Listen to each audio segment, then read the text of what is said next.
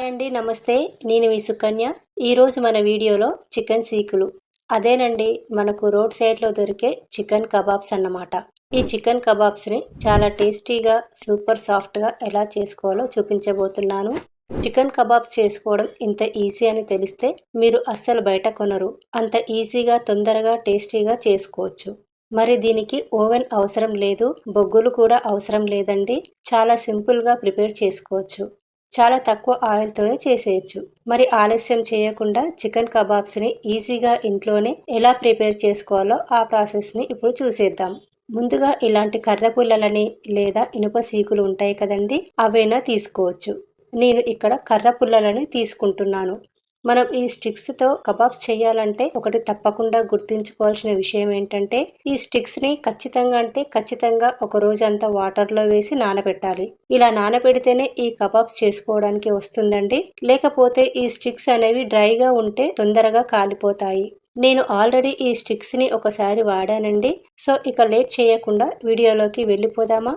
ఇక్కడ నేను 250 గ్రాముల వరకు వెయిట్లో వచ్చేసి 1/2 kg వరకు బోన్లెస్ చికెన్ తీసుకుంటున్నాను.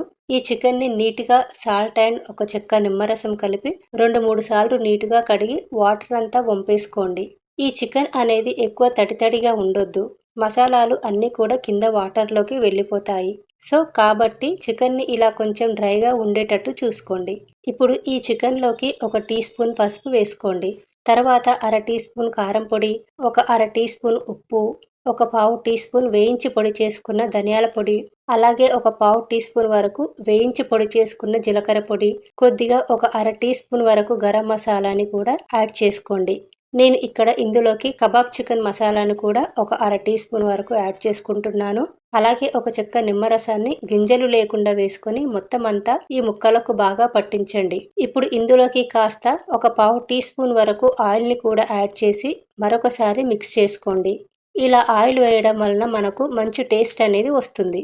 ఇప్పుడు వీటిని 10 నుంచి 15 నిమిషాల వరకు పక్కనుంచుకోండి. మీకు టైం ఉంటే ఒక 2-3 గంటల పాటైనా ఇలా మ్యారినేట్ చేసి పక్కన పెట్టుకోవచ్చు.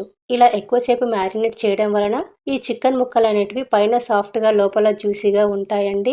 నేను ఇక్కడ 1 గంట పాటు మూత పెట్టి నానపెడుతున్నాను.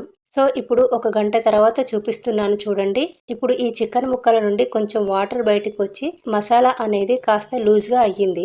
ఇప్పుడు మనం ముందుగా వాటర్లో నానబెట్టి రెడీగా ఉంచుకున్న స్టిక్స్ని తీసుకొని చికెన్ ముక్కలన్నిటిని ఇలా మీకు ఎన్ని కావాల్సి వస్తే అన్ని గుచ్చుకొని తీసుకోండి. ఇలా అన్ని గుచ్చుకొని పక్కకు పెట్టుకోండి.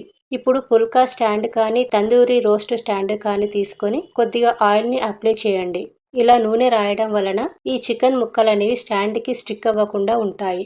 ఇప్పుడు ఇలా అప్లై చేసిన స్టాండ్ని స్టవ్ మీద పెట్టి స్టవ్ ఆన్ చేసి ఇలా ఈ చికెన్ సీకులను పెట్టుకోండి. ఇలా ఒక 2 నిమిషాలకోసారి చుట్టూ తిప్పుతూ అన్నిటిని బాగా కాల్చుకోండి. స్టవ్ని లో టు మీడియం ఫ్లేమ్లోనే పెట్టుకోండి. హై ఫ్లేమ్లో పెడితే పైన మసాలా మాడిపోయి లోపల చికెన్ పచ్చిగా ఉంటుంది.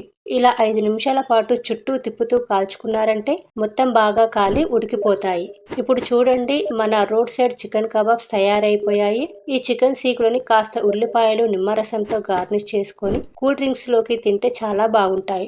ఇంటికి ఎవరైనా గెస్ట్లు వచ్చినప్పుడు పిల్లల నుండి పెద్దల వరకు చాలా ఇష్టపడి తింటారండి.